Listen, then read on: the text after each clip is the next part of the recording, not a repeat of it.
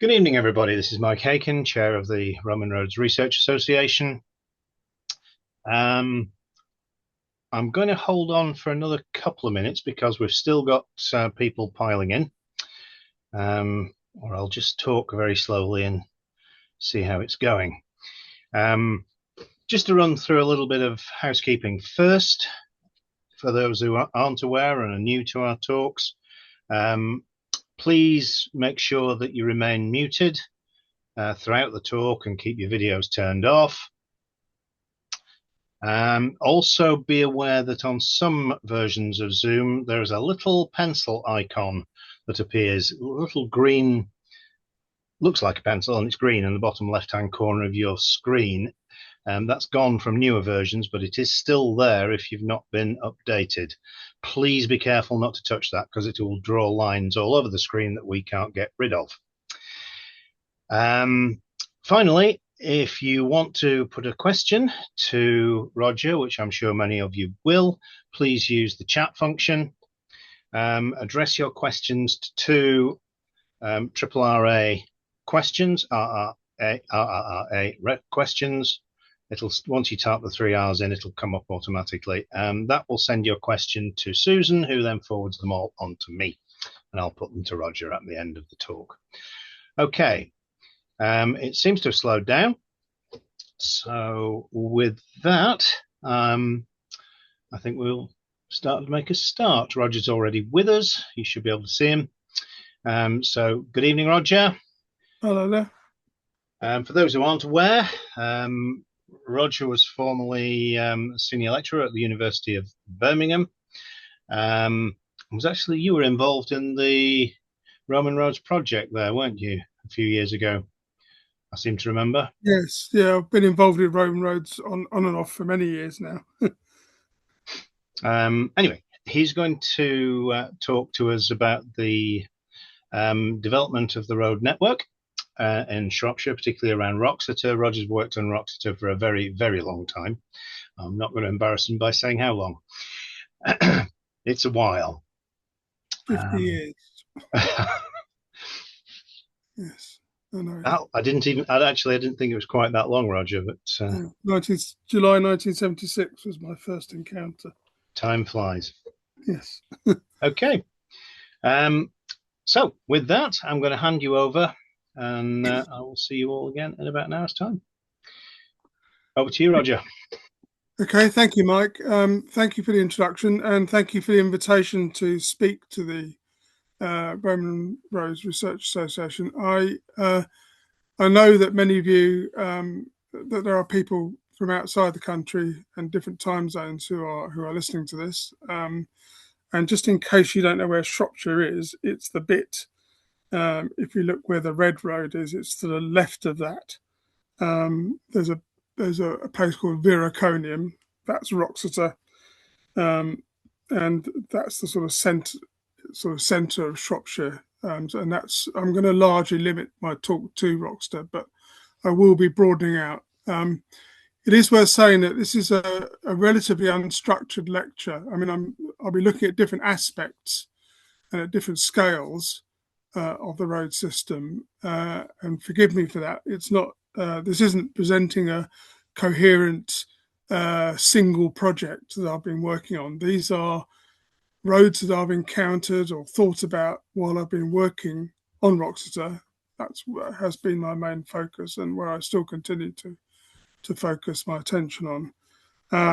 But I have been very conscious of the way that the roads have impacted on Wroxeter and my understanding of it as a place. And before we embark on it, as I say, I don't know how many of you know Shropshire. Not many people do. And usually I ask them, do you know where Shropshire is? And they say, oh, yes, well, I always go through Shropshire on my way to Wales. That's the usual response I get from people who aren't, certainly from the West Midlands. That it's a place you pass through.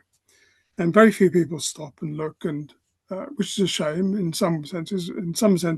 In other senses, we're quite happy for people to pass through. We quite enjoy having it to ourselves. So, but one of the strange characteristics, which may seem a bit peripheral this importance will come in later, makes them a bit peripheral to this talk, is its extraordinary geological diversity. Shropshire is about 50 miles square, so 50 miles in either direction. So it's a big county. Certainly not the biggest in England, but it's a big county with a tiny population. The population is about the same as a London borough, a single London borough, about 300,000 people. So it has a very light spread of population, and this incredibly diverse geology, which means it has a very diverse landscape, dominated largely in the south by older rocks and hillier hills and formations of hills and ridges and things like that. And then the northern part, which is much more, it's basically flatter plain, and that's largely glacial sands and gravels and things. But as I say, it does have some very old rocks. It goes right back to 700 million years ago, right up to the Lower Jurassic.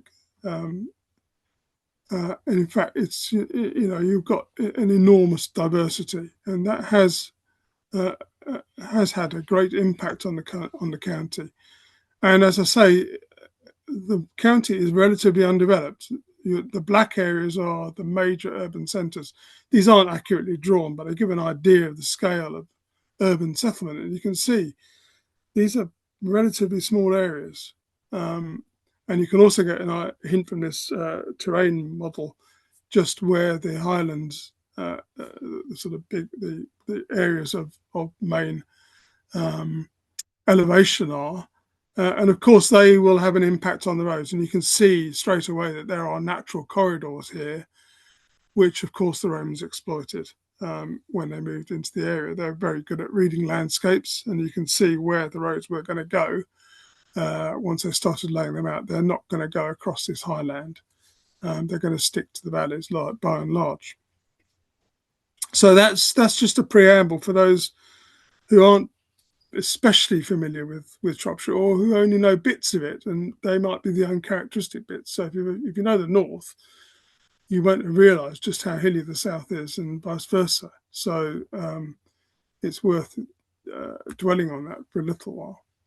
I wanted to look first at what has been done on Roman roads in Shropshire, and it is an area of neglected study on the whole, as things often are in Shropshire.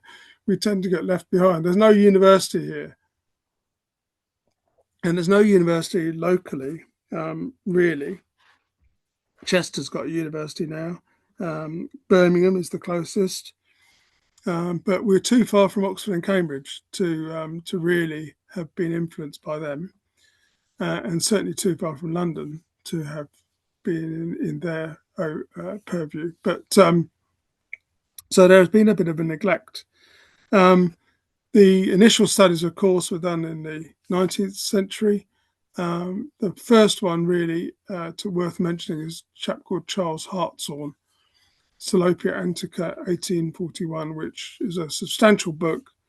He was a clergyman, young clergyman at the time, and he basically walked the whole of Shropshire. It is an extraordinary amount of walking, and he recorded monuments. He had his chronological framework into which to fit things, so he just basically guessed what the dates were. Sometimes he goes on place names, sometimes he guessed right, and sometimes more often not, he guessed wrong. So in the Roman period bit, he recognises Wroxeter as Roman and describes that, but he also describes a road called the Devil's Causeway, a paved way, which is in Corvesdale, and I'll come back to Corvesdale later on, and Horedge.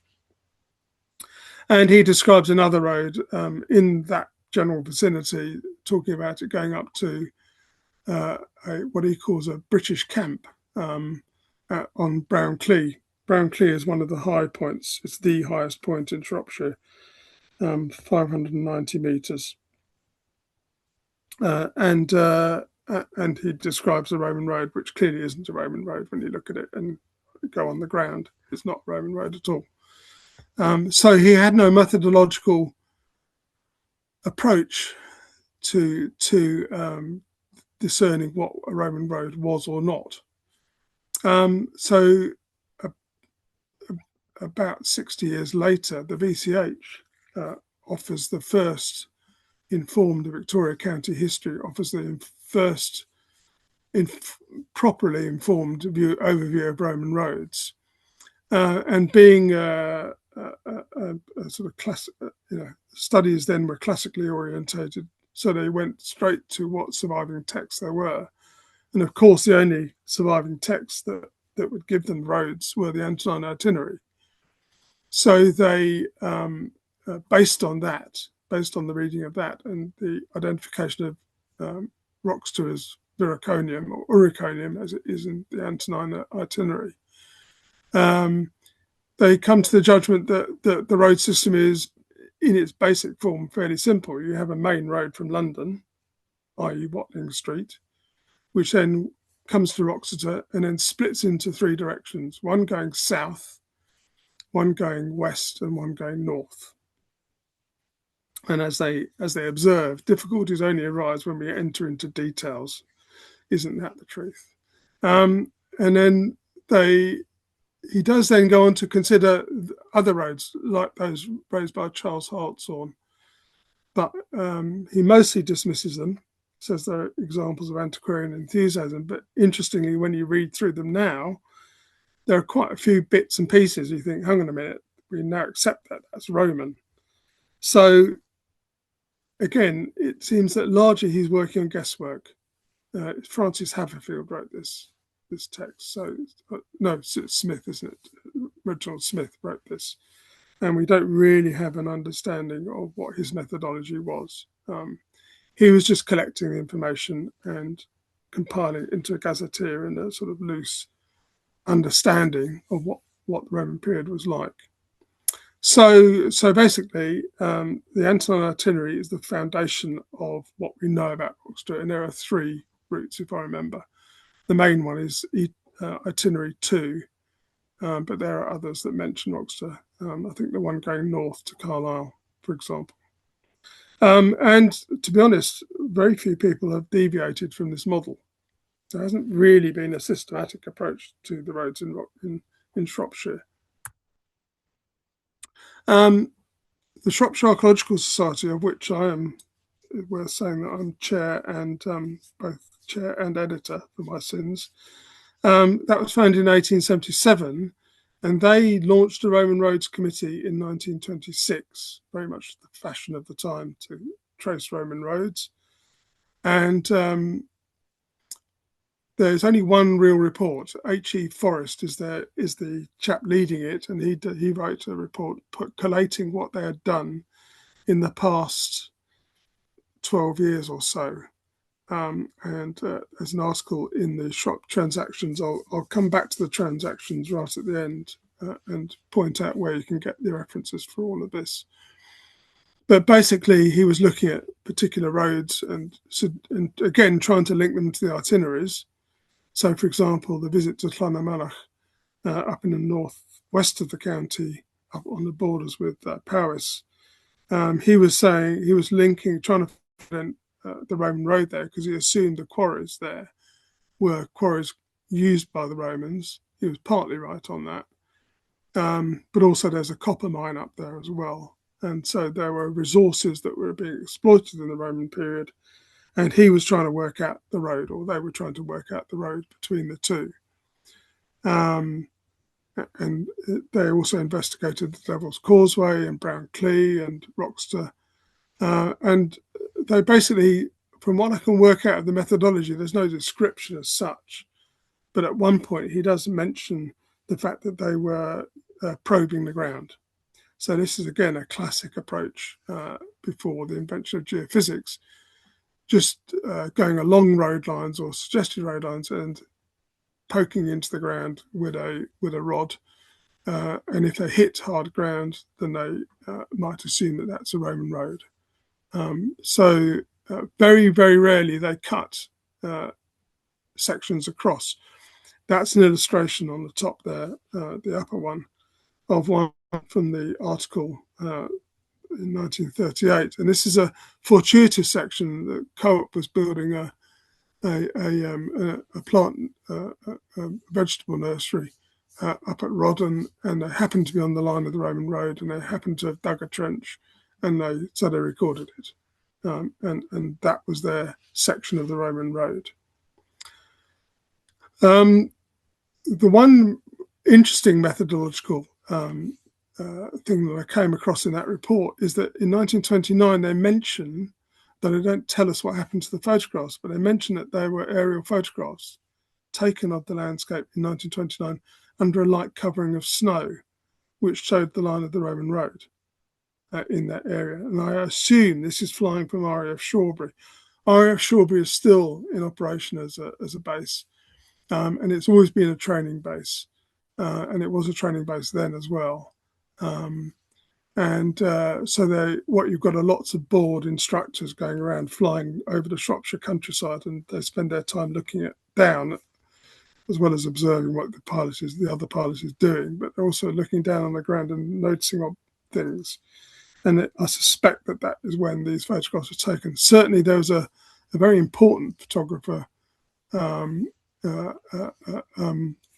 a guy called Sladden, who was a group captain, and he is taking photographs just before the Second War in 1939, so 10 years after this, and he recorded a number of views of Wroxeter and other areas.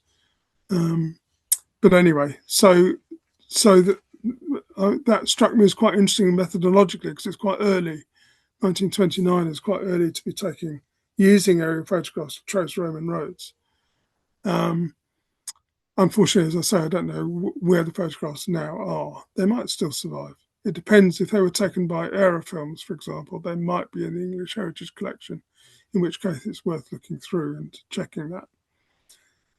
They certainly were around in that time, because they took the photographs over Wroxeter in around 1928-29. They were photographing the forum excavations, but that was in the summer, not in the winter. So it can't be the same flight as this exercise near Rodden. After the Second World War, the committee was apparently reformed. It's led by a chap called Dr. John Houghton, who I knew when I first came into Shropshire. He's a medical doctor, so his interest in archaeology was exactly that. It was a hobby, it was an interest. And he was very keen on tracing Roman roads. But methodologically, he didn't really have any training as an archaeologist.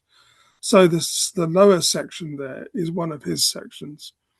And you can see it's pretty schematic. And basically his work was to drive along roads or trying to trace lines of roads. And every now and then he'd find an occasion to dig a section and record it. Often quite schematically, as you can see. And we don't really know quite often where the sections were, or the primary record is not great. But his work he was in liaison with Margery. So a lot of his work is in Margery. So Route 193, for example, which goes across through Bridge North and down through Monk Hopton and down towards Craven Arms and Ludlow. That is one of his roads. That's one of the roads that he describes and that Margery took over in his volume. So there's no enormous methodological advance there, although interestingly Houghton he has some extraordinary innovations sometimes. As early as 1950, 54, 55, he's doing magnetometer surveys on the banks of the River Severn at Wroxeter, looking for a tile kiln successfully. So, there's a sort of strange contrast in a sort of old-fashioned antiquarian approach and this ultra-modern using equipment to find sites, the geophysical equipments. So today, the principal approach has been, for recent scholars, has been looking at maps to trace. There are a lot of estate maps in Shropshire, a lot of estates, and these maps are incredibly useful. This is the one for Rudge Heath. Not exactly, it's not dated anywhere, and we don't know the context, but Bob Sylvester, who's been looking at it, he and I wrote an article which is in the latest Transactions, volume 100, on this road and on this map.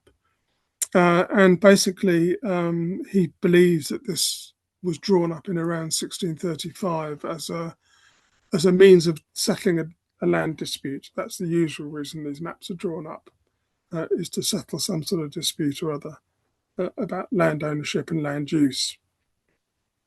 And just serendipitously, it records there below the writing Rudge Heath, you can see on a slant there Stony Street, which is, of course, a Roman road.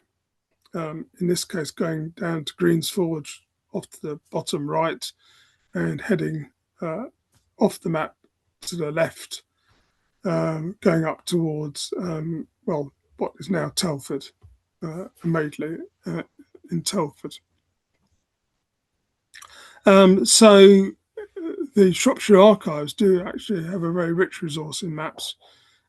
Many have now been studied, and so there's probably little to actually discover afresh in there, but it's always worth looking, obviously. But the other main source of mapping, of course, is the tithe maps, and the tithe maps in Shropshire. There was an historian at Birmingham University called Margaret Gelling, and she was an expert in place names, and she started popular adult evening class groups looking at place names in Shropshire and transcribing them off the maps. So as you'll know, with a tithe map, you get two documents. You get the map, which just has numbers on it, and then you have a written document, which has a number has the number on the maps with the name of the field and its acreage and things like that, all the details necessary. So if you have the map, but you don't have the terrier, the document that goes with it, the map is pretty useless because it's just a map showing numbers. You need both.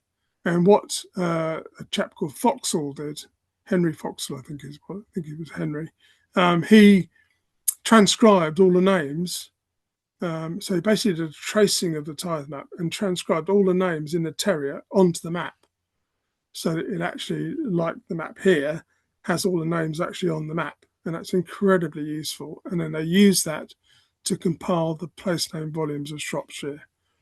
And they're still publishing those. About halfway through, if I remember. If you go to the English Place Name Society at the University of Nottingham, you'll see how many volumes have been published. But that work is incredibly useful, and obviously that's another key way of picking up street names and roads. And one example of that is Sue Laughlin, lecturer, used to be at Birmingham, and she did an article in 2001 looking at Ford place names and whether there was an association with Roman roads. And what she found is that 70% of them seem to be associated with Roman roads. So it's quite a strong indicator, if you've got a Ford name in Shropshire, that it's a Roman road, or could be a Roman road. That's her map. So that's mapping all the Ford place names and suggested relationships to Roman roads. And we're going to look, I don't know whether you can see my cursor, but you see where the number 30 is written on that top line. There's a black square below it, and there's a dashed line going down diagonally down towards Wroxeter, which is number 8. And that's a road I'll be talking about later on. Okay, so the main contribution in the late sort of post-Second World War, really, to the present day, has been the role of archaeology. And of course, archaeology these days is largely a function of construction. So polluter pays is the principle. And here's a polluter pays excavation. In this case, the shaded blue area is an extension to a quarry called Sharpstone. It's either Sharpstone or Sharpstones, both spellings are used. Sharpstones Hill. The point about the sharp stones on this hill is that they are incredibly hard wearing. They are a very early type of basalt, an igneous rock, and they are incredibly good for road surfaces. So it's in demand across the world as a Formula F1 road surfacing material. And so that's why they need the extension. They are forever building and resurfacing Formula One tracks across the world. So it's a very important rock. And as part of this extension, they had to take into account the fact that there was a Roman road running across it. So it may seem odd to have a Roman road running across a hill like this, but it's a relatively low hill. They've kept the profile of the hill on the town, on the Shrewsbury side. On the other side, it's a bloody great hole. It looks like a lift shaft goes down. And this extension is meant to take them well into the next century, I think. But in advance, they did this work and they uncovered this very long, extensive section of road, which we can see running up the hill, coming up to the crest. The tree line is the crest of the hill, or a false crest, and then the quarry is immediately beyond that, and then on the other side is Shrewsbury.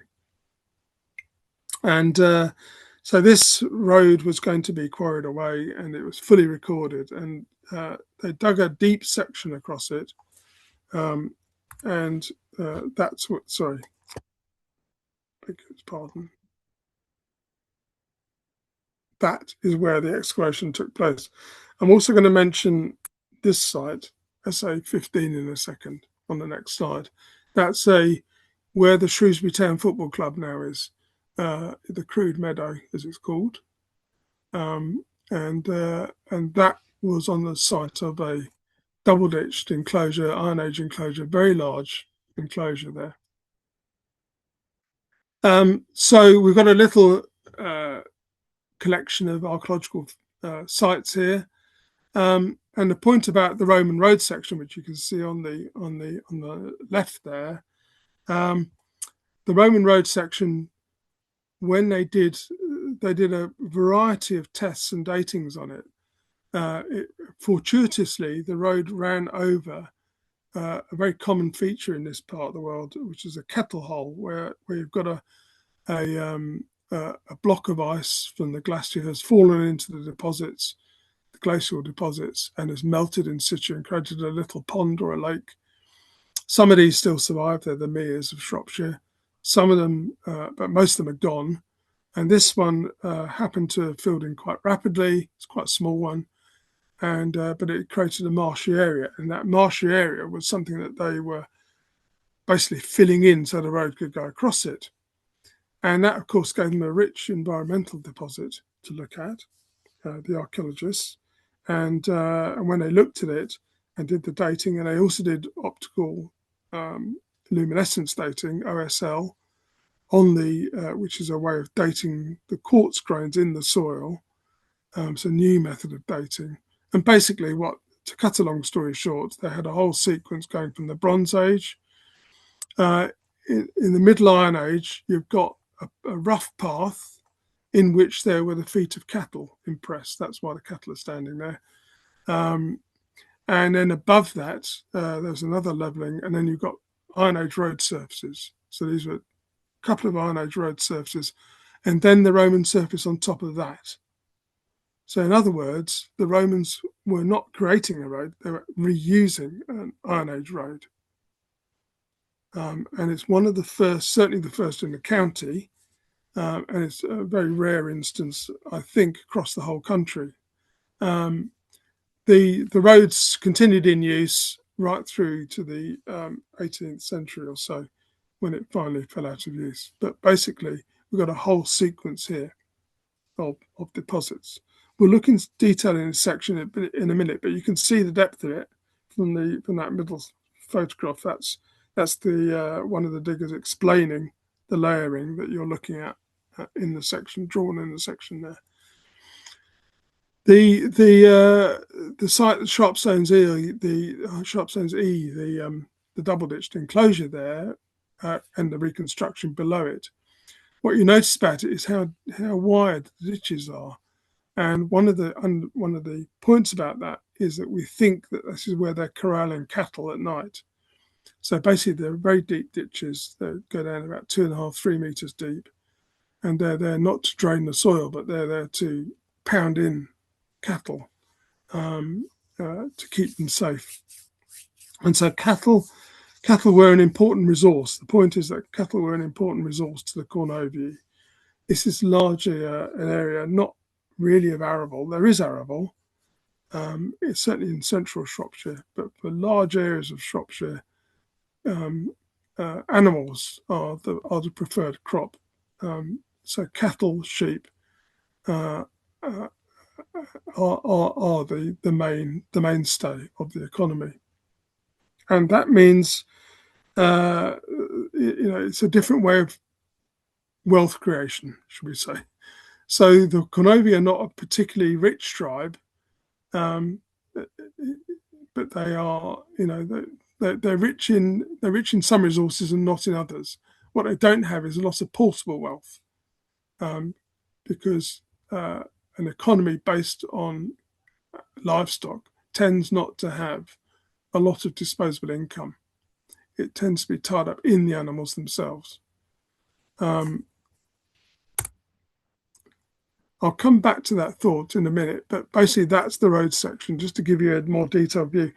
If you want the full details of this, I'll give you the reference at the end, but basically this is Tim Malim's work with the consultancy he was working with at the time, SLR, and you can see the sort of the way these levels are built up one on the other, and the Roman ones are really quite late on. They're the orange layer right at the top there, and it's a very thin layer of gravel basically over an existing quite substantial road surface.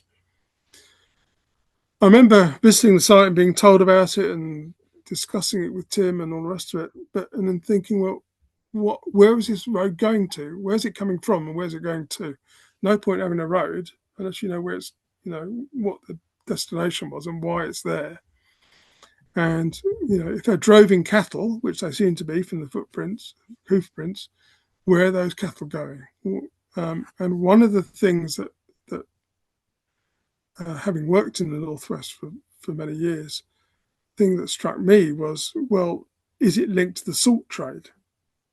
Now, the salt trade is based on the three witches, Northwich, Middlewich, Nantwich, in the red there, which are the salt springs of Cheshire. Basically, what it is you've got deposits of rock salt below the surface, below the buried beneath the strata, and they are accessible at places to the open air, and basically water gets in and creates brine. And you can take the brine out. It either comes up to the surface as a spring, or you can pump it out. And from the Iron Age onwards, they had a means of pumping. Obviously not on industrial quantities, but they could get enough out to make it worthwhile, and you then boil the brine and turn it into salt. It's a bit like salt pans on the coast, but this is a much more concentrated salt. There is another salt spring down at Droitwich, another witch. So with the S on the bottom right-hand map, and for that matter, on the right-hand column, that's the Droitwich source. And what you're looking at, the black dots here, are the occurrences of Iron Age pottery containers in which the salt was put. So basically, you produce the salt, you put it into these conical pottery containers, they're conical if they're from Cheshire, and they're a sort of shape that would easily put on either side of a pack mule or a pack horse. And so basically that's what I think the roads are for. They're for carting salt around. They're salt roads. And the point about salt roads is you need salt if you've got lots of animals. The animals need it while they're alive because about cattle having salt licks and things like that, for example. That's how they get their nutrients, how they get their minerals.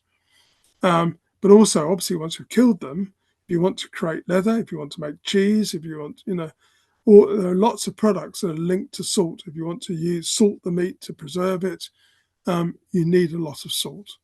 So salt, I think, is the mechanism or the reason why there might have been a road network in Iron Age Shropshire before the Romans even got here. So that's the current thing, my current thinking about that. Proving it is another matter, but we do, if any of the Iron Age and Roman sites you dig around in Shropshire, you will tend to find this pottery, it has the imaginative name VCP, very coarse pottery, because it's very coarse and it's pottery. But as I say, it does have this very distinctive form. Droitwich has its own version of it. It's different in colour and form. The shape of the pot is different, but the purpose is the same.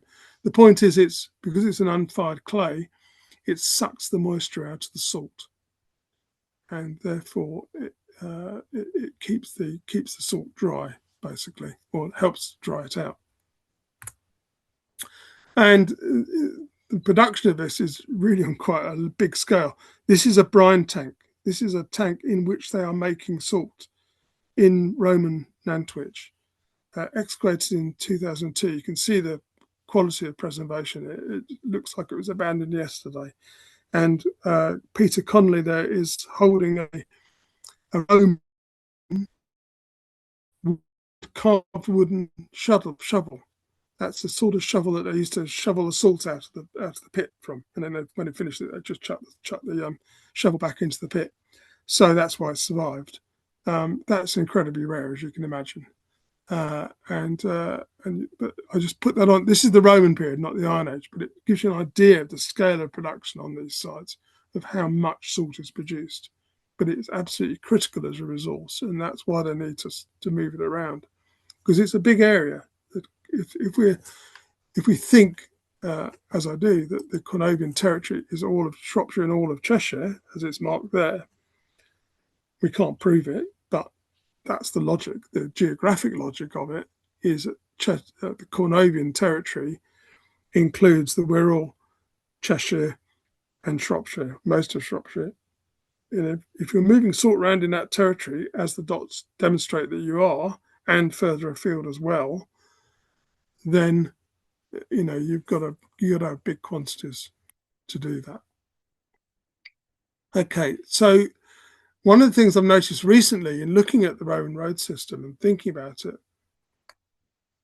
is I suddenly realised that there's a lot of Iron Age hill forts very close to Roman roads across the whole county.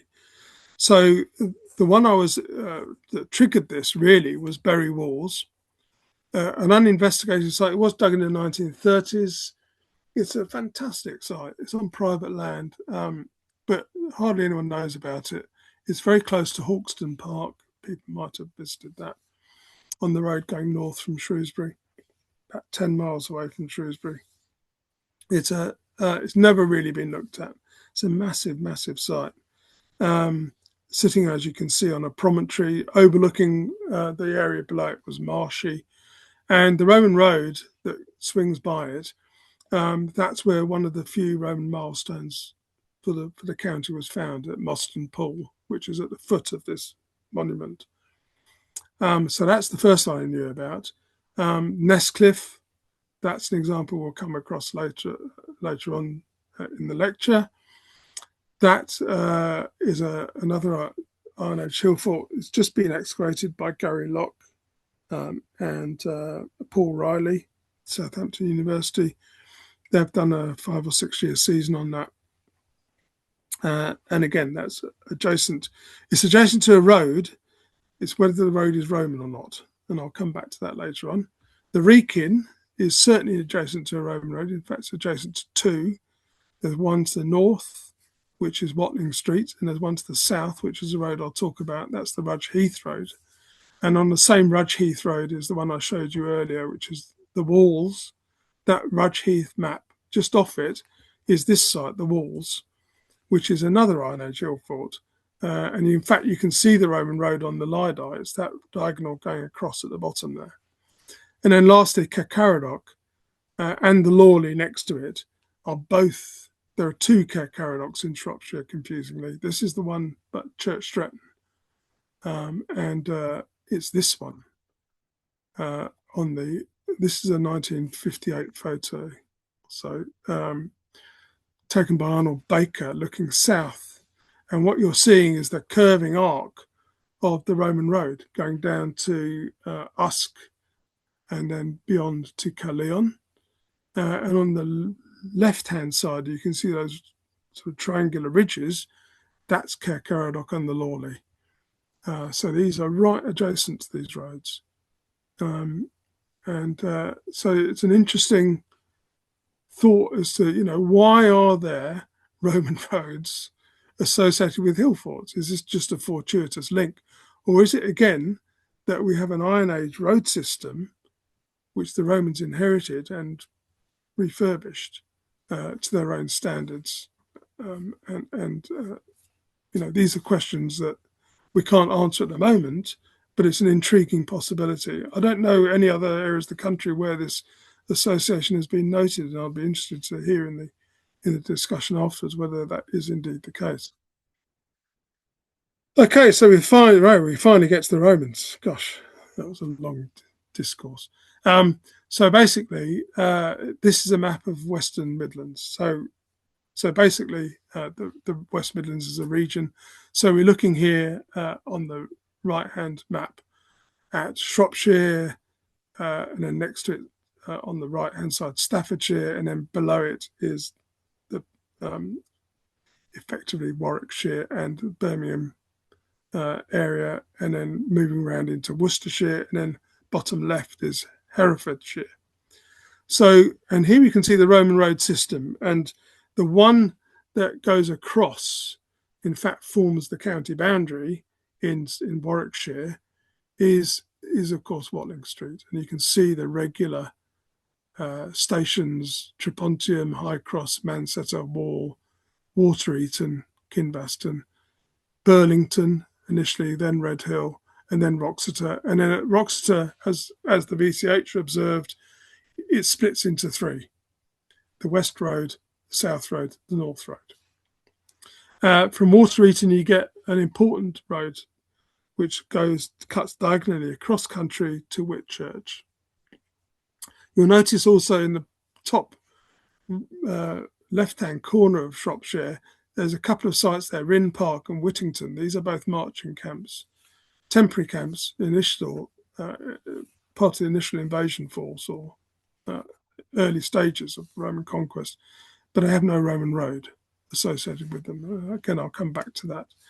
There are what you notice about the Roman forts is that they are regularly spaced on the roads, but they're also clustered around the roads. So, for example, Lempwardine, you've got a whole cluster of camps there, all in the same location, all clustered onto a road. The same near Ludlow at Upper Afcot, and more importantly, Bromfield. We've got Brompton, Pentre Hiling as another cluster there. Wroxeter itself is a cluster. Greensforge is an important cluster. And in fact, it was Greensforge was really where I've been working most on Roman roads recently, because of the Rudge Heath map. I was looking at this road and trying to trace where it went, and it obviously goes to Greensforge. And the point about Greensforge is that it's a Claudian fort. It's a whole cluster of Claudian forts. And the road that Houghton talks about, and which is in Margaret, is Margaret 193, which goes across through Bridgenorth or perhaps through Quat. That's debated. I happen to think it goes through Bridgnorth, and then along Monk Hopton Way down through towards Craven Arms. And basically, at Bridgnorth, there's another route that could come off and go through beyond Much Wenlock, down through Shinton and down to a fort at Cound. And basically, what you've got in the early years, I think, of the conquest, the initial conquest, when the Romans were moving up from, in effect, Ulster down here, they were moving up into this area, and they came through Green's Forge, and I surmise that they went into two invasion forces, one of which is on the south bank of the River Severn, and one of which is on the north bank. And they're advancing along the River Severn on the high ground on either side. And so this road was the one I was tracing, this northern route, tracing it through Sutton Maddock, and then you go up through into what's now Telford, Colmore, Little Wenlock, which is south of the Wrekin, and then through Rushden, Upton, and through to Wroxeter. And I decided to trace this route, physically trace it. So this will have been around about 48 AD, a decade before the legionary fortress is established. So what I think is that Watling Street, the line of Watling Street, is slightly later. I think that's when they bring the legion in. So there's an initial advance here in the 40s, and then about 5-10 years later, they come in with a legionary force, which is actually not designed to conquer Shropshire. It's to move the front line move the legionary fortress, the legionary base, closer to the front line. So that 10-year period is the conquest of Wales. That's when the conquest of Wales is happening. So by the time they get to the 50s, the late 50s, they have conquered Wales. And what they're doing is moving the legionary base to support that conquest. So they're bringing the legionary base closer to the front and closer to where the action is. And that's when I think Watling Street is finalised as a road. So that's Red Hill we're going to be talking about in a minute. So this is the route. This is me tracing the route. And what I notice in particular as you go along this route, which is very easily traceable on the map, it survives in many areas quite clearly. And it's the incredible views you get. So these are views looking, the one top left is the view looking basically southwest down towards Craven Arms, across Wenlock Edge really. Wenlock Edge is just about visible in that. And then the other view is looking north towards Hormond Hill and in towards Staffordshire, that sort of area, northern Shropshire. The one to the south, the one in the bottom right-hand corner, is a view looking more towards Shrewsbury. So you've got Craven Arms again, you've got the Craven Arms Gap, the triangular hill on the left, then you've got Longmynd and Long Mountain, Ponsbury going off that way. And these incredible views you get. So they really knew how to exploit the landscape. This is an army moving through a landscape which it hasn't conquered yet. It's keeping its eye on the territory as it moves through it. And you might say, well, this is all full of wood and you wouldn't see anything at all. That is not true. A lot of this land had been cleared in the later Bronze Age, mid to late Bronze Age. So it was already 1,000 years it had been cleared of largely of trees. It would have looked pretty much like as it looks like today in terms of landscape. And that is one of the advantages of Shropshire as a place to do research, is that the landscape hasn't changed very much. You can still see the landscape the Romans saw because no one's mucked about with it on a big scale. You don't have enormous developments in the way that you do in south in the south of the country. The photograph of the Greenway, the Holloway, that is the Roman road. It's become a holloway in the medieval period. This is close to a village called Uffington, and this is directly on that Roman line going towards Much Wenlock, coming out the east gate of Wroxeter. And that's it surviving. It survived in use as a road.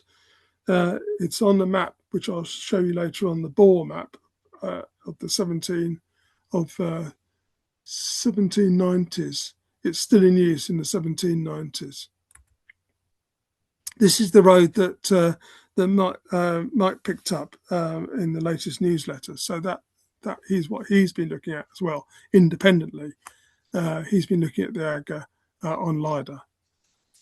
And this is it at Rushton, yes. So this is just to the west of Little Wenlock and to the east of this holloway. And very close to the edge of that is what I thought, obviously difficult to test this, but what I thought looked a bit like an agger in a wood. There's a tiny little copse, and in it is this platform with the edges falling away on either side, and it's directly on the line of the Roman road. So again, that might be a surviving fragment. I mean, who knows? I don't know. It would be extraordinary survival if it were, but nonetheless, it's something I observed. Okay, so Watling Street itself has been looked at on a number of occasions.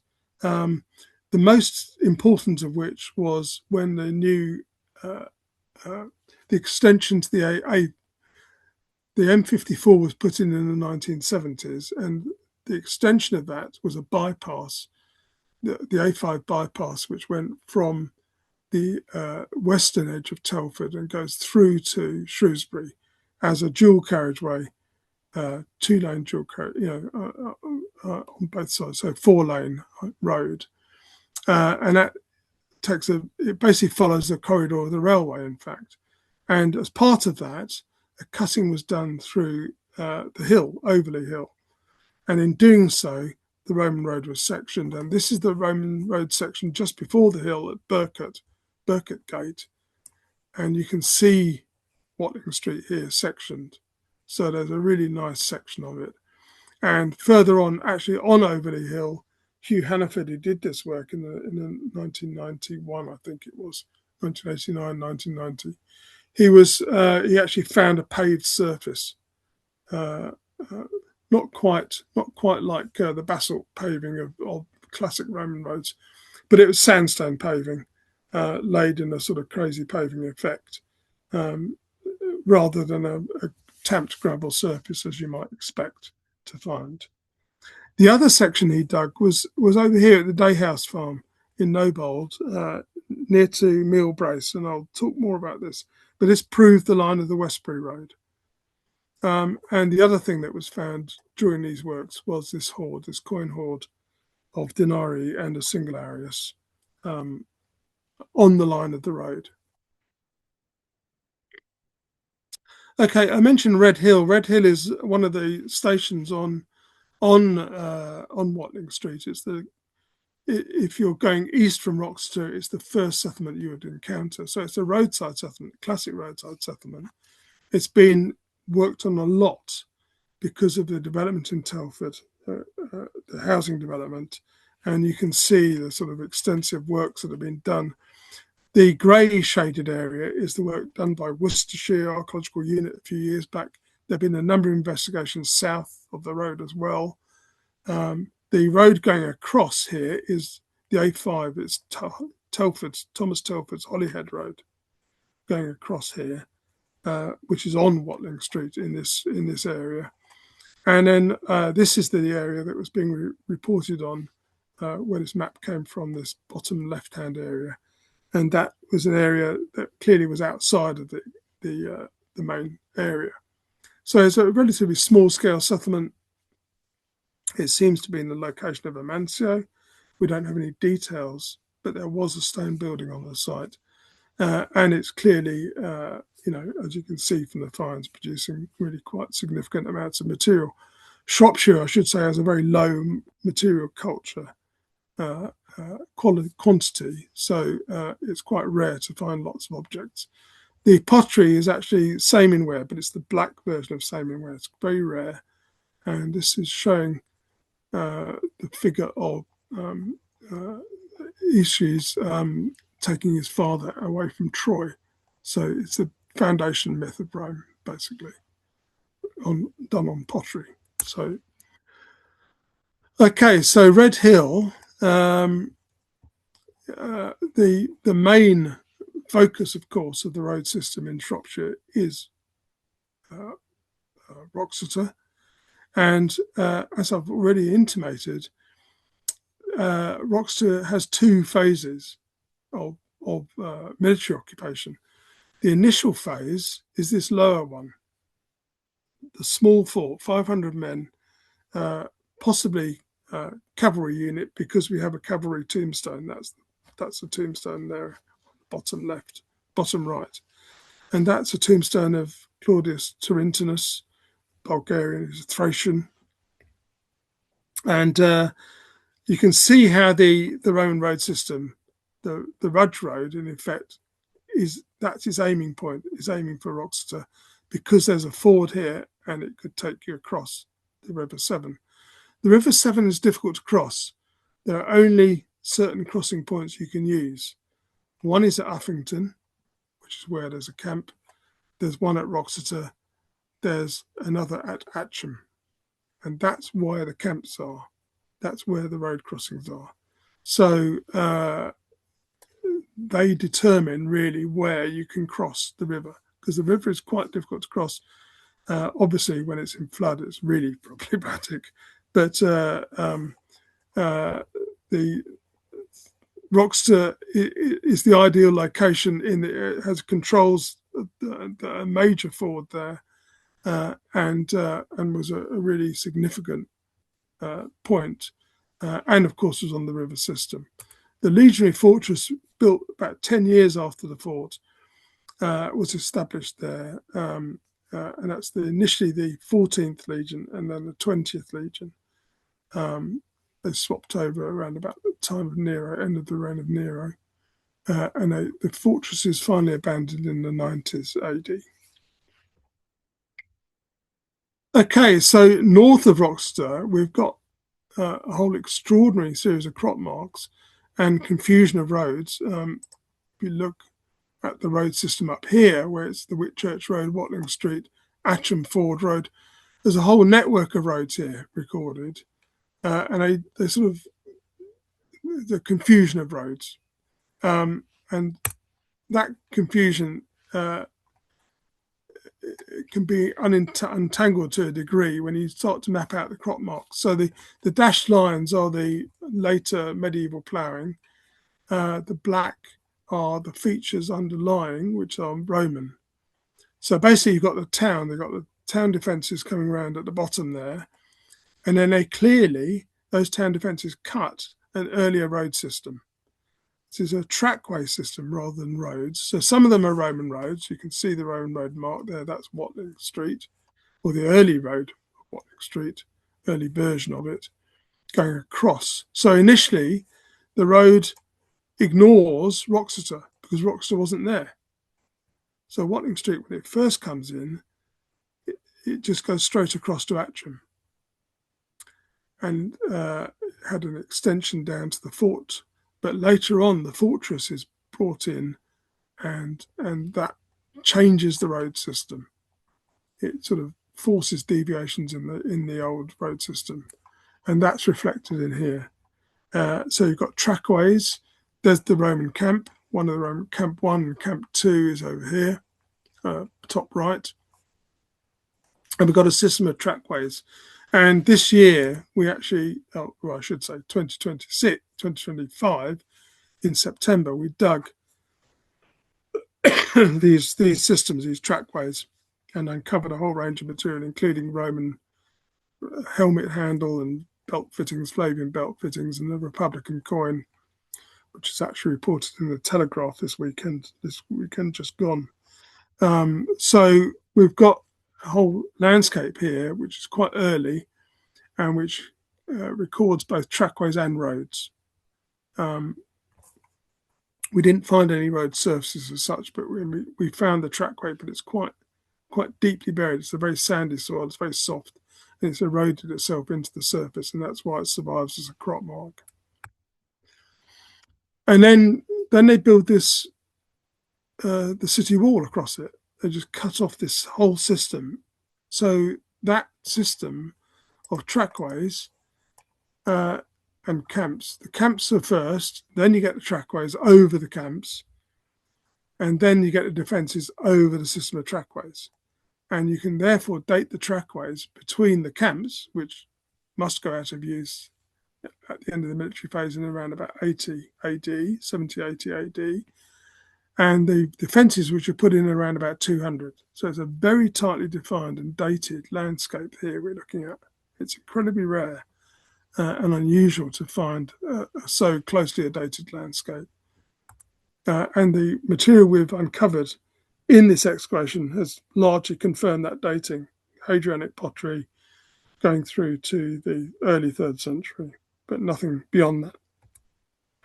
And then they build the defences, and the whole land use changes once they build the defences in the 3rd century. Okay, so moving into Wroxeter itself, the road system there is quite interesting. In the 1970s, 1980s, Graham Webster, who was the person most associated with Wroxeter at the time, made the observation that basically you've got a core of well-planned streets, and then he says it's chaos. You just get this extraordinary chaotic grid beyond that point. And the problem was he wasn't really working with a detailed enough data set. So when 30 years ago, we did a full geophysical survey of Wroxeter, and that traced the full Roman street grid. And once you do that, you begin to see, yes, there are irregular patterns in these initially on the eastern side of the city, but this northern block is also, this northwestern block is also coherent. Where it breaks down is in this northeastern quadrant, and there's a reason for that, and the reason becomes very clear when you put the LiDAR on, because it's not flat. There's a massive valley running through it, and there's also geological valleys running through it. So you can't lay out a street grid at this on Insula 31 because there's a Socking Great Valley running through it, and that curtails Insula 30 and 17 to the south of that river, of that stream. And that's why the fortress is constrained south of the Bell Brook. It's because of this valley. So the extraordinary fact of the defences is that they go across this valley. They physically go across this valley, as you can clearly see. And that's bizarre. Why would you do that defensively? So clearly they're not defensive. There's the answer to that one. They are not a defensive thing. They're a statement of power, of the status of this place. One thing to notice very faintly is, I don't know whether you can see my cursor, I hope you can, but you can see, in fact, that the trackway is here. There's a trackway showing as a raised line running, and that's the East Gate. And that's the road that goes to Little Wenlock. I was talking about the Rudge Heath Road. And then coming off it at right angles is another road. You can see a sort of very prominent ridge there. And we'll see that ridge later on. So the geophysical plan gives us a very detailed roadmap for Wroxeter internally of how the streets are broken up, where the streets are. You can see them occasionally as crop marks, and we'll see photos of it later. But we get a really good understanding of how the city breaks down. We can do zoning, the density of housing, and all sorts of things. I haven't got time to dwell on that here, so I realise I've already an hour in. Basically, this is one of the very few instances in Roman Britain where you can really have an understanding of the form of the city, of how the overall shape of it works. When you want to start to tease out the chronological detail of that, then you can get phased maps of of the city. So you got the military phase we've already seen with this complex of roads. Then you get those roads fossilized within the early civil phase, which is roughly 90 to 200 AD, before they put the city wall in. And you can see how that grid is laid out. And you can see these long, narrow strips that go across the Bell Brook, because the Bell Brook is lower on this western side than it is on the eastern side. You can't do it on the eastern side, you can do it on the west. So what they've done is to extend the grid across there. And the reason for doing that is that they want the Bell Brook as a resource, and there are lots of industrial pits. There's industrial, I think it's tanning or fulling or both in that area. Again, link the connection to salt and brine and leather, and animal processing is going on there, I think. Or cloth processing too. And then they put the fortress, they put the defences around the town and fossilise the boundaries of the town and extend the grid to a degree to those limits. And that's the phase that takes you through to the death of the town in around about 450. Now, what struck me was, how did they incorporate the fortress into that? How did they turn the fortress into a town? That's the street grid of the town, of the fortress. And you can see it's embedded in the town. So how did they turn one into the other? And when I came to look at it, what you can see, so the dashed green lines are the cardo and the decumanus of the fortress. The cardo running north-south, the decumanus running east-west. So the centre of the fortress is in the southeastern corner of Insula 5, where the baths are. Okay. When they extend the city, when they build the city and lay out the street grid, they shift the centre.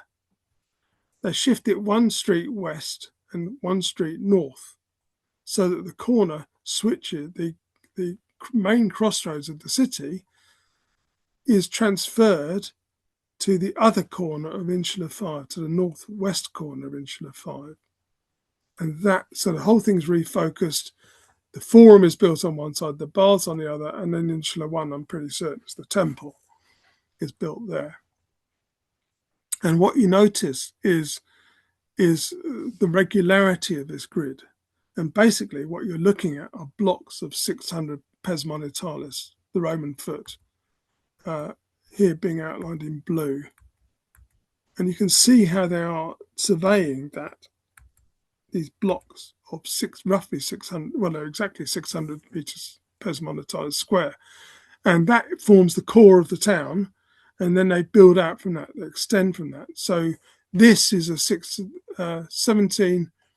32 and 33 are the same grid subdivided by Watling Street running diagonally across it, for example. Whereas the old Watling Street, it turns south where the W is, or where the TL is, past cemetery and then straight across and then down through the centre of the fortress. So basically what we're seeing is this shift. So my argument is that basically this extension was probably done by veterans who knew how to use a groma and to lay out a street grid within a city, within a camp. They just basically extended the grid out logically as the land allowed them. And they regularised this block in the northwest to accommodate the Bell Brook Valley. And they extended to the south as well, to taking their baseline as the ford. So what the fixed point in this is the east side of the fortress, which basically is the baseline that they're using to extend west and north and south. So these are the roads within Wroxeter. I mentioned that raised bank. There it is. You can see it, the green field looking towards the Wrekin here, Little Wenlock off to the right there. there's a green streak with a yellow line above it. That is a Roman road. And when you walk across this field, it's not very visible in this side, but you can physically see it as a bump in the hill, in the field. You physically go over a bump. And that are just the compacted road surfaces, one on top of the other. So when they remetalled, they didn't strip away the old metalling, they just piled on top. And you can see that really clearly in the section bottom left here, where we've got a cut section through a Roman road on the Bars Basilica site. So what you're looking at is the Decumanus sectioned by the Romans. They've cut away the road here, revealing the central drain in the latest phase. That's been emptied. And what you're looking at are the latest road surfaces. And here it is at the west end. So that's the east end. This is the west end on the top left there. And what you're looking at are surfaces on top of that cobble surface, which is the Roman road itself. So these Roman road surfaces are literally below the topsoil at Wroxeter, and you can see them very clearly in the right conditions, in drought conditions. So here you can see on this aerial photograph, bottom right, you can see the Roman roads leaping out at you as pale marks in the fields. So the reason why this road was cut away in the Roman period was that they did something completely bonkers. They did the gravel street. So the gravel street, if you look at the photograph with the tree on it, you can see the cobble surface of the Decumanus, and then you get this pale surface with ranging poles stuck in it. That's the gravel street. And it was a totally bizarre thing. I couldn't understand what it was. Cobble street at one end and cobble street at the other end, and in the middle was this thing. All the road surfaces have gone, and when it was excavated, basically what they found was tip lines of gravel. So what seems to have happened, or what did happen, is that the Romans themselves dug out this Roman road surface, sifted the gravel, chucked away all the cobblestones, and put the gravel back as in effect, a pedestrian street. So it's no longer fit for wheeled traffic. You can walk on it. It's a soft surface. Why they did it, I have no idea. But what sprung to my mind when I was in writing the interpretation of this was the MSc schemes of the 1980s, where you had loads of unemployed people and you thought, what on earth are we going to do with these people? I know, we'll give them a job. It doesn't necessarily have to be a meaningful job. And in this case, they gave the job of someone to dig out a Roman road, sieve it, put it back, and create a pedestrian precinct. There were booths and there were market booths on top of this thing. It was a whole bizarre thing. This is happening at the very, we can now date it now to the 380s to the 4th, to the early 4th century, to the early 5th century, sort of 420s, 430s, something like that. It's a totally bizarre thing. Anyway, so the gravel street. But it does remind us that roads are not static things. Things happen to them. But one of the things that happens a lot in Roman Britain, of course, is the roads being used to transport goods. And a graphic evidence of that was found at Wroxeter in the 1930s, 20s, when Donald Atkinson dug the Forum, and you can see the colonnade there marked with a 5.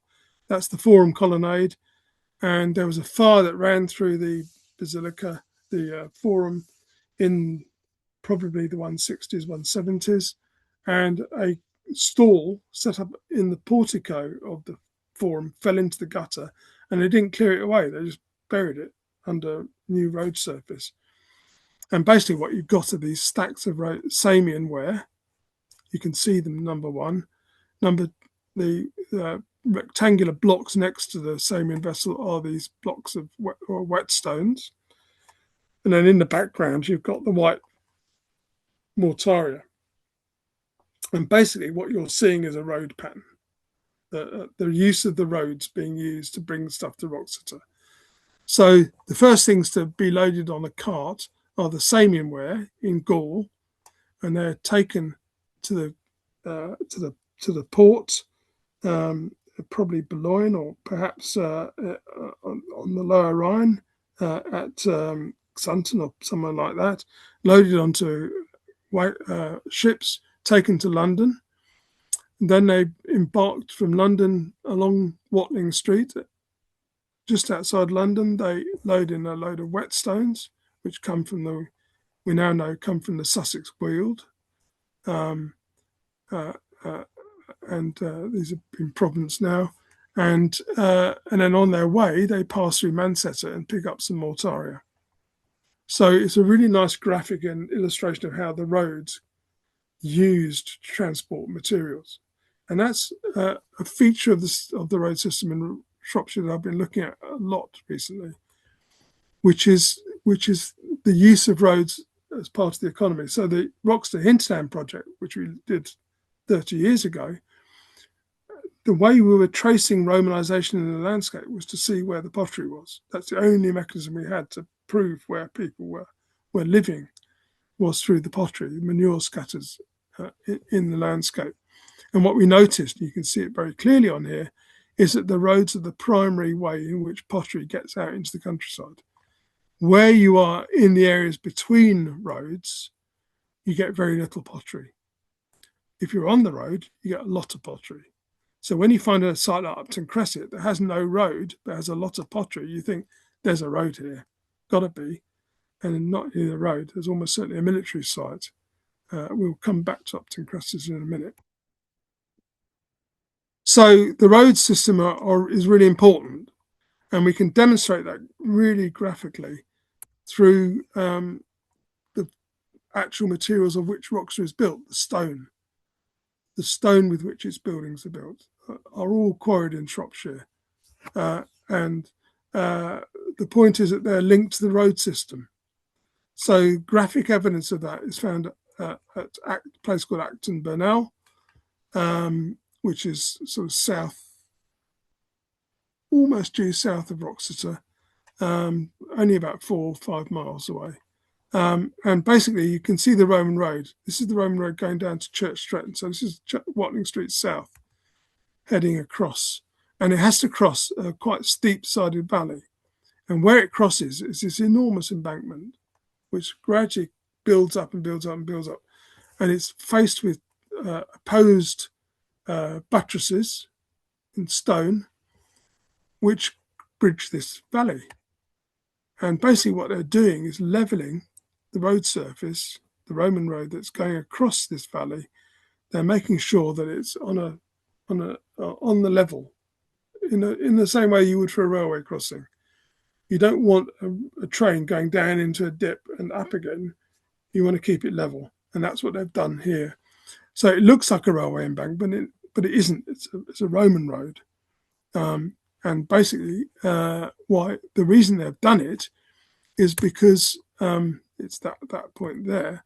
The reason they're doing it is that they're shifting an awful lot of stone across that bridge, because much of the stone that builds Wroxeter comes from that area south or around Acton Burnell.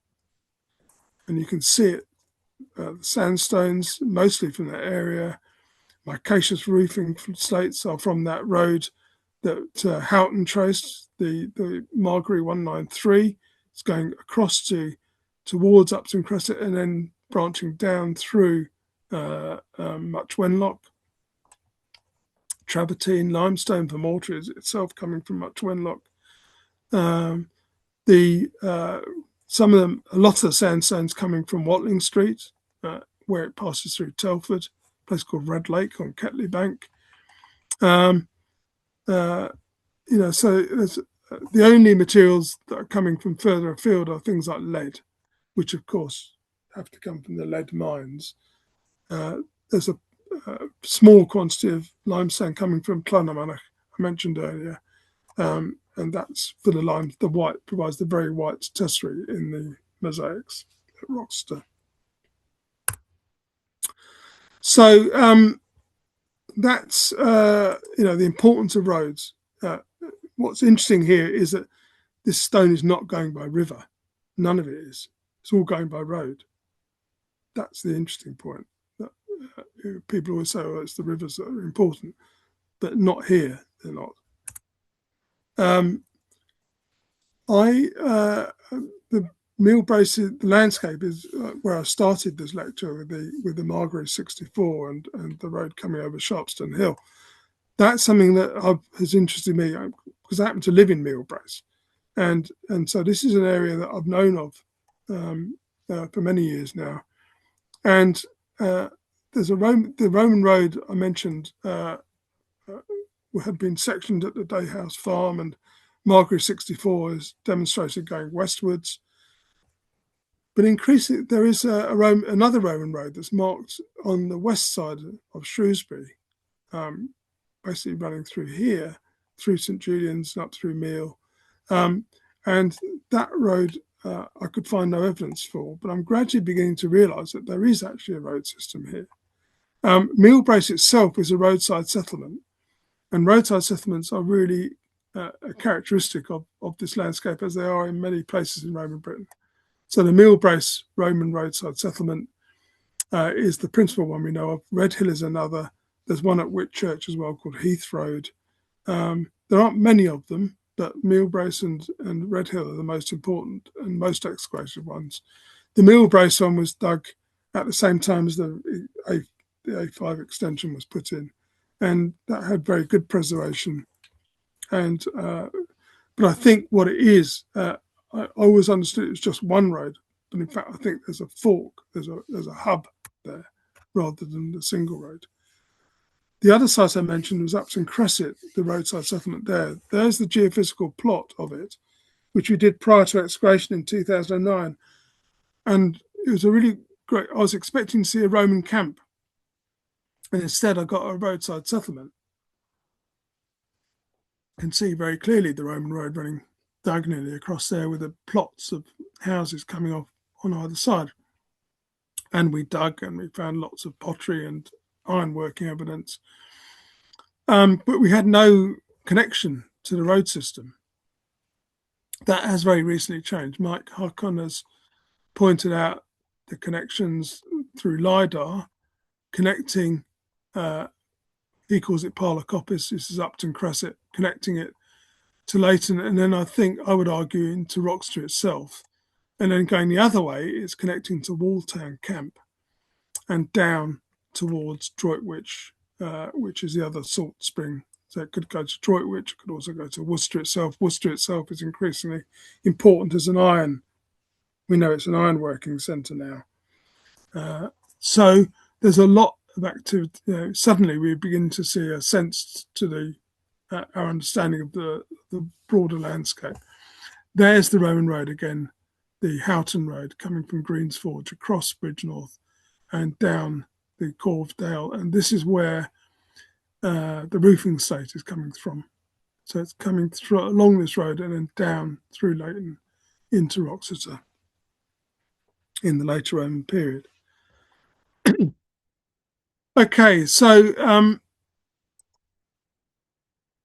we are beginning to fill in some gaps. There's one particular gap that has exercised my mind. And one of the things I'm very conscious of in Shropshire is that we sit, you make a choice in this area.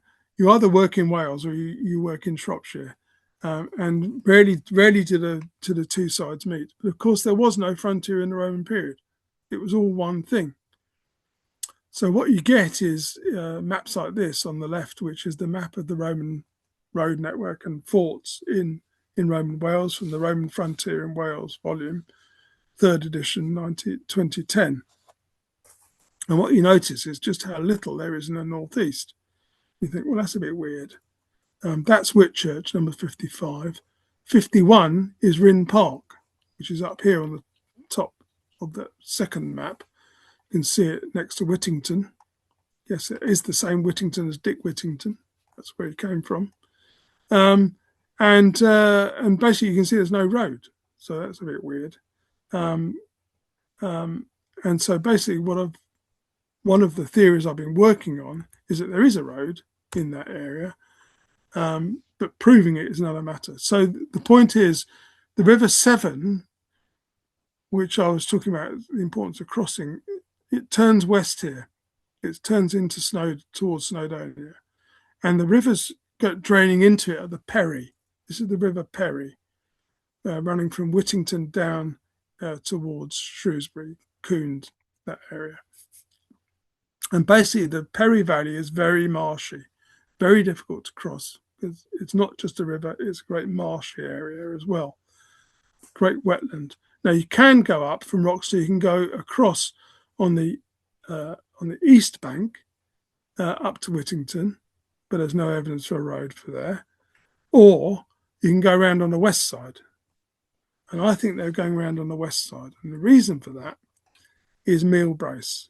I think that there is this Roman road coming off Mealbrace. The importance of Mealbrace as a roadside settlement is the road is splitting. One road is going westwards and the other one is going northwest to Rynn Park and beyond it towards the lead fields, in effect, of Flintshire. And tracing that is difficult because it's an area that is, of course, where there are major roads, major modern roads still in use, the A5 in particular, the Holyhead Road. And how do you get to a landscape? How do you get to the road pattern before that time? Well, this is one route. What you're looking at here are 6 of the 9 maps drawn up by Robert Bore in the 1790s.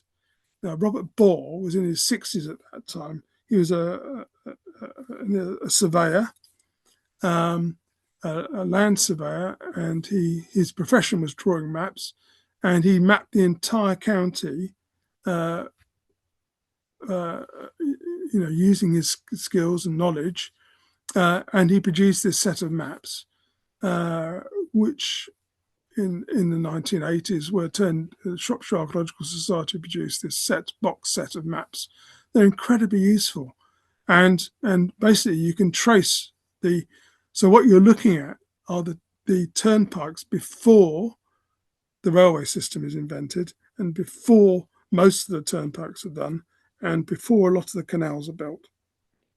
So there are some canals on here. There are some turnpikes, but not a huge number. And most of the turnpikes are just a turning of existing roads into turnpikes. There's not a lot of alteration going on, as there was in the later maps, the 1820s, 1810s. You get very straight roads created by the turnpikes. And basically, what I think what we're looking at, Thomas Telford, when he does his Holyhead Road, he and his colleagues do the Holyhead Road. What they do is that they reuse the Roman road in the same way that the Romans reused the Iron Age road. He knew a good road when he saw it. And so basically what I think he does is to take the Roman road, and you can see on this map, you can see where these sections are. So when he gets to Mealbrace, that's the Westbury Road in blue.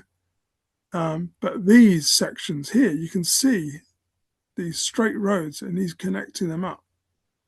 That is the line of the A5 now. So how do you prove that's a Roman road? Because it's really difficult to excavate under an existing major route. Very rare we get opportunities to look under that. But that, I think, is a Roman road. It makes sense because it's connecting Whittington and Rynn Park, both of which are Roman camps. And importantly, it's going past Nestcliff. And the point about Nestcliff is not just an Iron Age hill fort, it's also a Roman site, because there's a whole row. Most of the pottery that was recovered in the excavations I mentioned earlier, they were looking for the Iron Age, they found Roman. There's a Roman shrine, there's Roman brooches, there's Roman pottery, there's all sorts of Roman coins and all sorts turning up on this hill. There's clearly a link here. There's clearly Roman evidence here, but how's it getting here if there isn't a road system to bring it to here? Why would they be interested in having temples unless there was a wider landscape to which they're connecting? Okay, so that's the end of my thoughts. Thank you for the invitation. As I say, I'm happy to stay and answer questions. What I would say, if you are inspired to look at Shropshire roads, please do look at the background knowledge, because so often we've been reinventing the wheel without realising it. The references to the Shropshire Archaeological Society are available on that link, and Sue Laughlin very helpfully compiles all the references before 2001. The only major articles after that date are, in addition to the one I mentioned earlier, the Bob Sylvester one and myself from last year, is the one I did on the early road going towards Sharpston Hill, and importantly that Iron Age road, which is you can see a major report, good 70 pages worth of archaeology. Thank you very much. Right, thank you very much, Roger. Somebody's just wanting to get in, apparently. It's about an hour and a half late. Oh, okay. Oops. Right, I'm just going to check my emails for questions. Now, I'm going to ask everybody, if you've got questions, can you keep them brief, because we are quite late. Can you stop sharing your screen now, Roger, please? Yep. Because I've suddenly appeared on it. There you go. There we go. Right, hopefully everybody can hear me and see me. So first question from Bob Hutchings. Are there many post-military settlements, villas in this area, especially in the north of Shropshire, I assume he means? No, is the short answer. The main villas are in the Ree Valley, which is going on that Westbury Road, going west up towards the lead mines. There's one at Much Wenlock called Yarchester. There are very few in the north that we know of. We haven't really looked very hard. There are some place names that could be, but most of them seem to be in the south. And there's only one or two known in Cheshire. Okay. And from Mark Willingdale, is there any evidence of road planning by Quintus Ferranius applying his experience from, I always get the pronunciation wrong, is it Lycia or Lycia, where he may also have imposed a new road system into mountains that made good use of an earlier network? Quite a question. The only area where that would apply would be in the south of Shropshire, where you've got more mountainous roads. There is a long running dispute as to whether there is a Roman road going over Long Mountain, which is basically the Westbury Road. Beyond Westbury, the hypothesis is it either goes over Long Mountain and down into Welshpool, or it goes along the valley. And I think the view these days is it goes along the valley. Yeah, LiDAR certainly suggests it goes along the valley, Roger. You can see it very, very clearly in several places. So it suggests that they're avoiding mountain routes. Yes, yeah, it does. No, that's generally true in Wales as well, wherever possible. Yeah. Obviously, it's not always possible. But for most of, once you get into the mountains in Wales, they do tend to follow the valleys more than you'd expect. From Michelle Nichols. How many of England and Wales Roman roads were built on existing road networks? Oh, that's a question we could take 2 hours to answer, Michelle. Over to you, Roger. Well, as I say, my experience is only in Shropshire, and no one suspected that this road was Iron Age when Tim Malin did the work, and everyone was really surprised at it. But as I say, there is evidence that there was quite an extensive network pre-Roman, but proving it is the problem. Yes, and I just don't know whether that applies to the rest of the country or not. Okay, I'll be as brief as I can. The examples we've got of earlier roads beneath Roman roads, I can count on that hand. Yeah. Well, actually, there are four. Yeah. There isn't anything quite like the Sharpston Hill example anywhere that we know of. But then OSL has not been done on very many roads. Yeah. So there could be ones that we just simply aren't aware. One of the best preserved ones where they didn't do OSL was actually a little place called Addle, which is north of Leeds. And that was done about 15 years ago now. They found a brushwood layer underneath the road, just the same as Sharpston Hill. You see that we have many examples of that. It's a very standard way of getting a road across wet ground. But when they carbon dated it, it came back to the 1st century BC, which was a big surprise. Whether the road on top of that is or not, I don't know. I couldn't tell you because it's not been OSL dated. And there are some issues with OSL dating, which I know it's getting better, but that's an area I don't really want to get into now. But not everybody is convinced about the accuracy, let's put it that way. Yeah. And it is worth saying OSL as a technique is not everyone. It's not. There is some debate as to how reliable it is. Yes. Yeah. So to go back to the question, the short answer is we don't really know, but evidence-wise, we've only got a little. So the many things you see on the internet about there being a huge engineered road network beneath the Romans, you see it written in loads of places. Sadly, as a result of Sharpston Hill, we've no evidence to support that. Not yet. It might come in the future. Jane Baker, could the gravelled street be a Roman equivalent of Rotten Row, specifically for horses? It's possible, but it's very short. It's about 40 meters long, so you wouldn't get much ride of a horse on that. It is weird, isn't it? It's totally weird. It's totally why weird. they did it. Yeah. Anyway, I think your Manpower Services Commission equivalent is probably a good idea. We have a question from Albert. He says, what date do you attribute to... He's actually written the Fossway, but I think he means Watling Street through Shropshire. Well, as I say, I would date the sort of finalisation, if you like, of that road to probably the early 50s, early to mid 50s AD.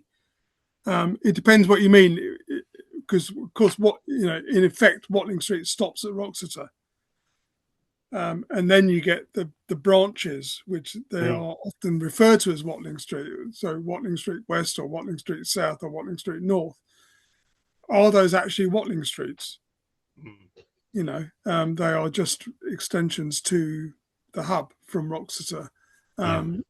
They are roads that can't have been put in place before Wroxeter was there. Yeah. And they are in use right through to the end of the Roman period and beyond. Yeah. And of course, if your idea is right, that Watling Street originally carried on past what became the city eventually, then it could have always been intended to go into what we now know as Wales. I think, yes, absolutely. It was always intended to go that way. And you can actually see the turn down, the later turn down very, very clearly on LiDAR. It's as clear as well. Yeah. But you can't see it extending west, unfortunately. There are little hints, but I've not been able to come up with anything to support your idea yet, but I'm working on it. Yeah. I just saw a question from Claire Dudman, which I can deal with very quickly.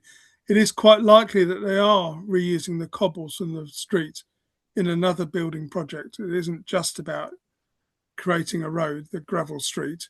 They might also be saving the materials and reusing them somewhere. We don't know what for, though. From Brian Jennings, this will be a quick one. Very enjoyable presentation. Prompts me to ask, will there be any excavations this year? Don't know is the short answer. There might be, pending the National Trust might be doing further work. We don't know yet. Penny Jackson, you asked the question, but I think I've answered it. Whether it's rare for Iron Age roads to be reused or just rare for it to be proven, it's very much the latter. But because we can't prove it, we can't say whether they were or not. From Michelle Nichols, just wondering if there have been any Roman finds of interest at Atcham. It depends whether you mean whether you mean the parish or the village. There's a certain amount of there's been a certain amount of material from the village, basically where the river Tern comes in. There's a pottery kiln there. There's a shrine there as well, and there's other areas to the north of the village of Atcham. The village of Atcham itself has produced Saxon evidence, but there's no particular Roman evidence there. There is a slight complication in that across the river from Atcham Ford, it's almost certainly that the spoil from the Forum was dumped there. So there's a false signal of Roman material on that side of the river.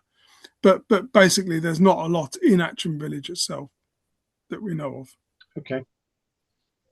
From Jane Baker, interesting that the initial Roman advance was from the south along both sides of the Severn.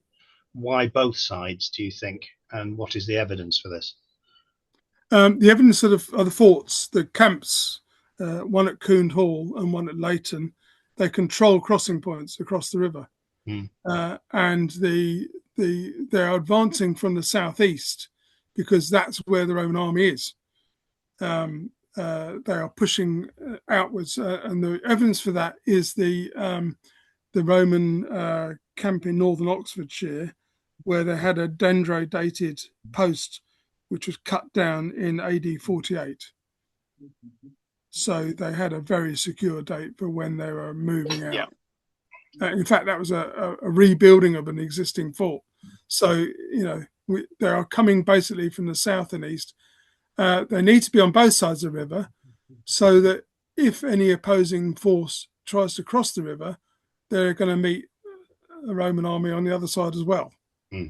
It's a classic strategic sort of pincer. Okay, I've got a question from Paul Jackson, but it's not actually clear what he's talking about. It was a comment, not a question. Can you go back and have a look at this for me, Susan, and I'll come back to it and put it in a later one, because it's not clear what it's about. I've just got there is evidence written for this, Roger, but I don't know what. Can you have a look through and come back to me, Susan? Yeah, sorry, I'll have a look at that again. Okay, thanks.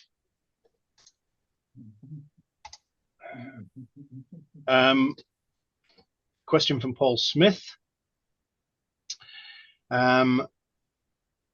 Fantastic, Roger. Thank you. I was intrigued by a suggestion that the proximity of Roman roads with Iron Age hill forts might indicate that the Romans followed Iron Age trackways when constructing their roads. I wonder if there's any evidence that the route of Roman Road 6, and that's Church Stretton through Wroxeter to Whitchurch, was based on an Iron Age track. Well, that's in effect what yes, I think it could well be.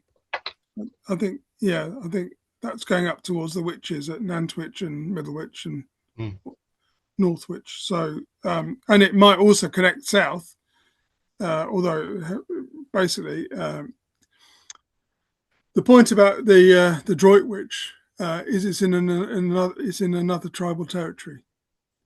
It's in the tribal territory of the Bunny.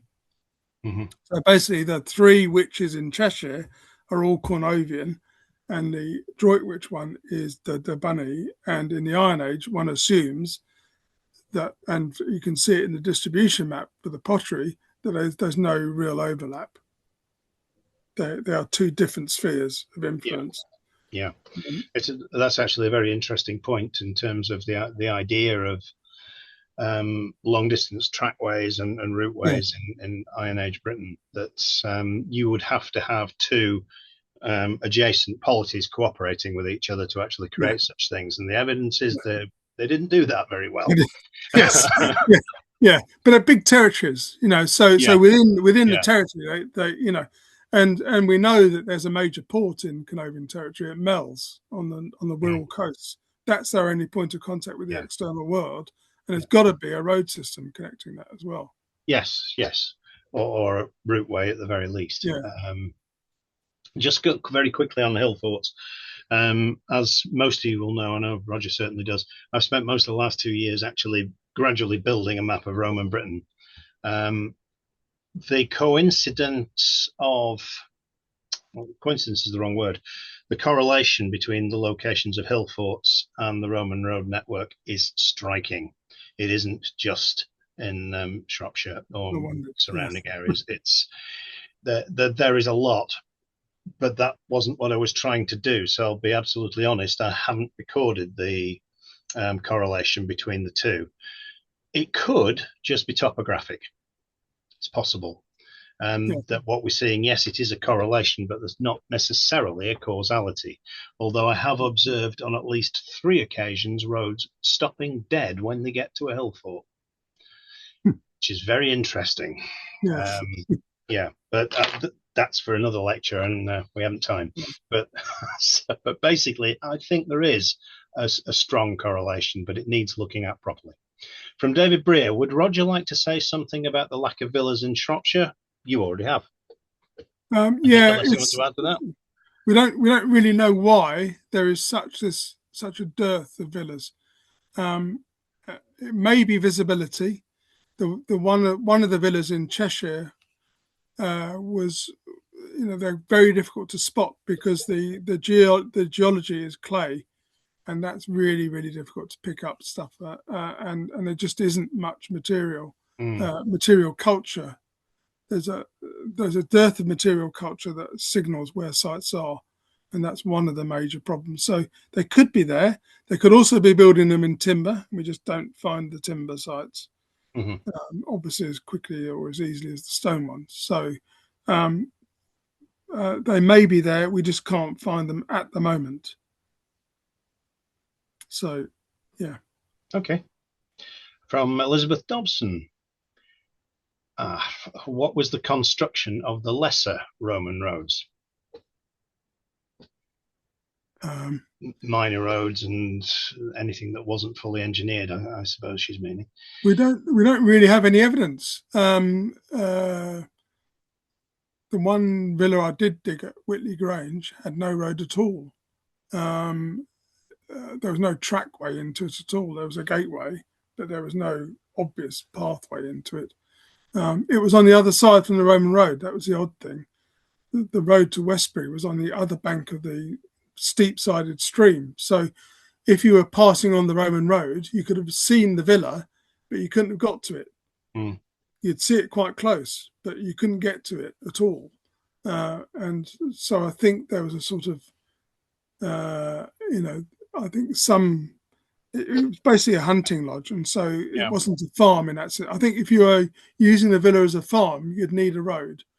If you're not, you don't need a road. So the track, we don't really have the evidence. No, we really don't, and it's not just Shropshire either, I'm afraid.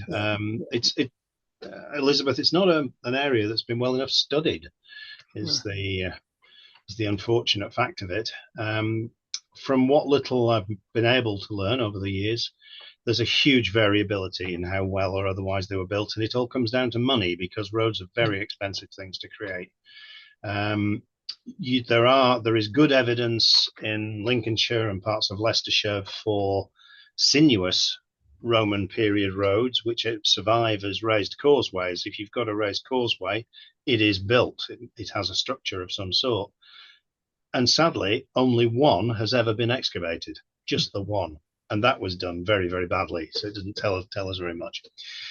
So, but if you wanted to contact me about that, Elizabeth, I can try and give you a bit more information if I can.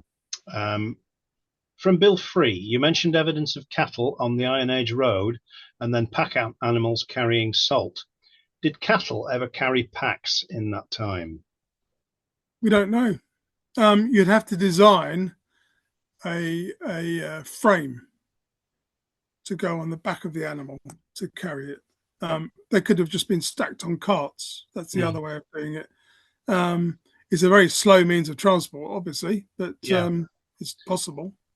I don't think there's any real evidence of oxen stroke cattle being used in that way from in this country from any Not, period, is there? not as pack animals. No, no, I don't think so. they pull carts. Yeah. But I don't put it. The trouble is, I think constructing something to go across the back of them is really quite hard. I think. Mm-hmm. You certainly don't see any representations of them where we have plenty of horses, donkeys, and mules. Yeah. But you see them pulling carts, but not as pack animals. From McCoo, do you have any gauge on how quickly the roads were built? Only the circumstantial one that we know the date of the foundation of the fortress, and we know that Watling Street is built within that. So we know that Watling Street is basically constructed within about 5-6 years, perhaps.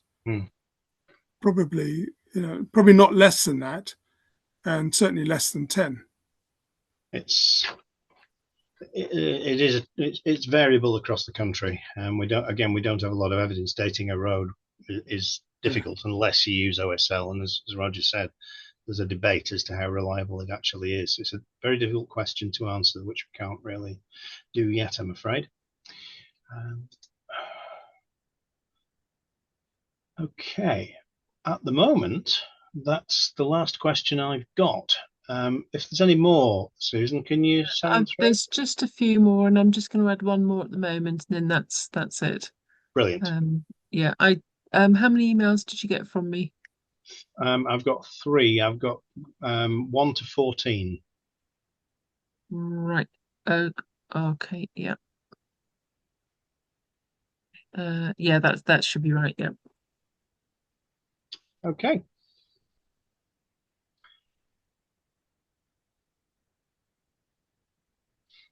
And while we're waiting, I've just sent you another one. Okay. Oh, here we go. From David Breer, linking to this is to hill forts. Were there aristocrats living in the hill forts near the roads? No, not that we have evidence for. I presume he means in the Iron Age. What we're getting is, as far as we can tell, is that the prestigious sites are the lowland sites, the lowland enclosures. Part of the problem is we haven't dug enough hill forts, as always. But the interesting connection we're getting into the Roman period is that where hill forts are reused in the Roman period, there seems to be a religious connection rather than an elite or any other connection. It seems to be that these are sacred sites, or these are existing temples that are then reused or continuing to use into the Roman period.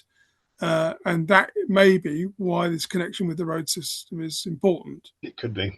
And I did wonder if that was the case. There's no evidence to support it, but I did wonder if that was the case with the ones I've got that just seem to be going to the hill fort. But I can't say that's true or not. From William Costain, were the old hill forts used for signal stations? We haven't. How would you prove it? That's the real problem. There's a hill fort. There's a Roman camp called Linley, on Linley Hill, in the lead working area of Shropshire, and that is often said to be a signal station of the sort of Gascoigne type. But there's no proof of to whom are they signalling and why would they be signalling. It's difficult to see why you would be signalling across Shropshire. What are you signalling for? So there's no military threat, of course, because you're right in the middle of a Roman province with no external threats. So I think a lot of people get, as I mentioned, people get confused about the Welsh frontier.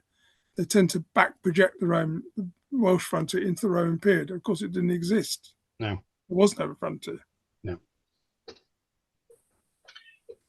There may have been tribal boundaries, but why would you be signalling between tribal communities? From Philip Bevan, do you know the route through Meal Brace? Is it via Mousecroft Lane and then presumably towards Casus?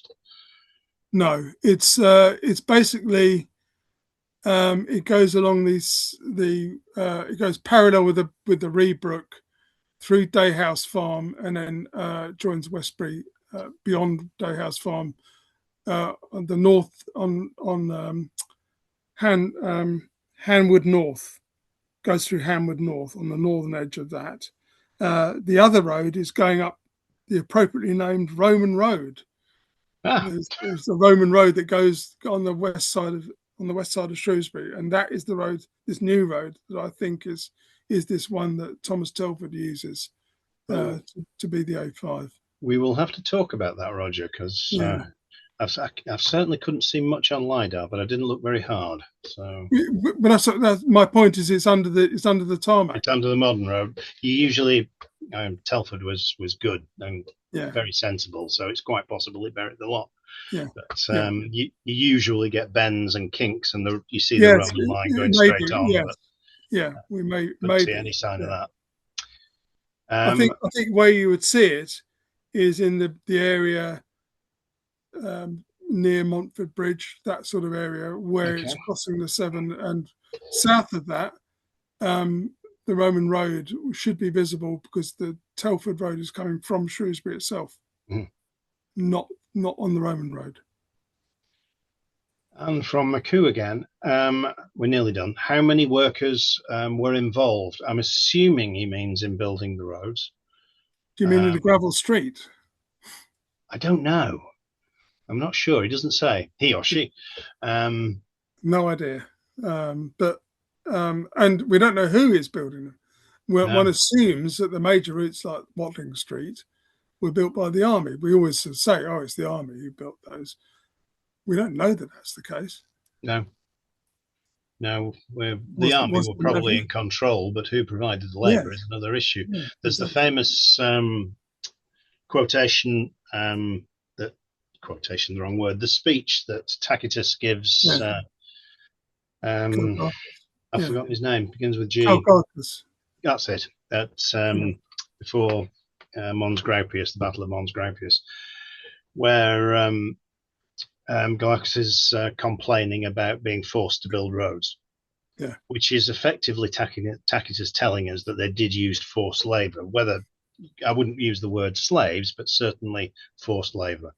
How often that was used by the army, who knows?